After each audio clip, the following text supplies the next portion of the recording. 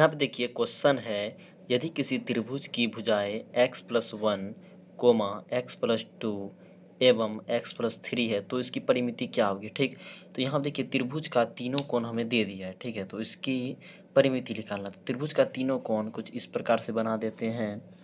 देखिए त्रिभुज का 3 कोण बना दिए। ठीक, तो इसमें मान लीजिए ये कोण है ए, ये कोण है बी और ये कोण है सी। ठीक, और एक कोण देखिए है x+1, कोई अन्य कोण है x+2 और कोई तीसरा कोण है x+3। कोई भी कोण हम दे सकते हैं, यहाँ भी x+3 दे सकते हैं, यहाँ भी x+3 दे सकते हैं। सिर्फ ये याद रखना है कि तीनों को डिफरेंट देना है, कहीं भी दे सकते हैं, यहाँ दे वहाँ दे कहीं भी दे। ठीक, तो अब देखते हैं त्रिभुज की परिमिति होता क्या है। तो कि परिमिति कोई भी चीज़ का उसे कहते हैं जो पूरा उसका योग निकाल दे। ठीक, यानी कि पूरा एरिया का। ठीक, तो परिमिति ये है, तो यानी कि त्रिभुज की परिमिति क्या हो जाएगा, इसमें लिख देते हैं त्रिभुज की परिमिति। तो त्रिभुज की परिमिति क्या हो गया, तीनों कोणों का योग। तो तीनों कोणों का योग क्या है, x+1 plus x+2 plus x+3। अब देखिए x ये तीनों सेम जाति का है तो तीनों को जोड़ देंगे तो हो जाएगा 3x प्लस ये देखिए अंक वाला तीनों जाति का, तो इन तीनों को जोड़ देंगे 1 + 2 3, 3 + 3 6। तो यानी कि कितना हो गया 3x + 6। चाहे तो आप इसे कॉमन भी ले सकते हैं, तो 3 कॉमन निकाल लेंगे तो x+2 हो जाएगा इसका आंसर। 5 नंबर में है, यदि किसी वर्ग की एक भुजा x-7 है तो उसकी परिमिति ज्ञात कीजिए। ठीक, तो 5 नंबर ये है। देखिए किसी भी वर्ग, देखिए सिंपली क्या है, वर्ग यानी कि एक चतुर्भुज।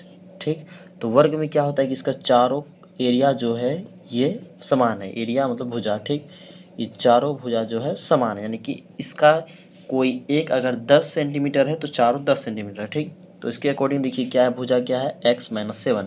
तो यानी कि ये अगर x-7 है तो ये भी उतना ही है, ये भी उतना ही और ये भी उतना ही है, क्योंकि सब तो एरिया इसका बराबर होता है, यानी कि सब तो इसका समान है। ठीक, तो अब देखिए लिखेंगे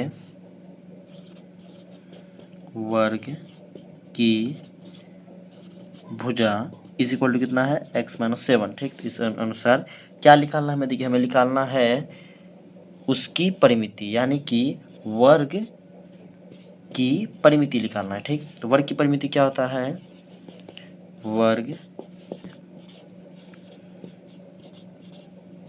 वर्ग की परिमिति क्या होता है 4a। हम इसे ये भी लिख सकते हैं 4 गुना भुजा। ठीक, तो 4 भुजा इज इक्वल टू कितना है x-7, यानी कि 4x - 28। ये हो गया इसका आंसर। अब देखिए 6 नंबर क्वेश्चन है, रहीम की उम्र x-6 तथा महेश की उम्र y है। ठीक, तो इसमें हमें निकालना है इन दोनों का योग। सबसे पहले योग निकालते हैं, तो योग कर दिए एक, यानी कि हमें ऐड करना है, जोड़ना है। ठीक, तो x-6 प्लस y, इसमें देखो यही आंसर हो गया। आंसर क्यों हो गया, क्योंकि देखिए x तो y से घटेगा नहीं, x तो 6 के साथ घटेगा नहीं, 6 तो y के साथ जुटेगा नहीं, यानी कि कुछ इसमें होगा ही नहीं, तो यही हो गया आंसर। अब बात करते हैं अंतर की, दोनों की। तो अंतर देखिए क्या है x-6 जो रहीम की उम्र है, और माइनस y क्यों, क्योंकि महेश की उम्र है। तो ये हो गया इन दोनों का अंतर, बस आंसर।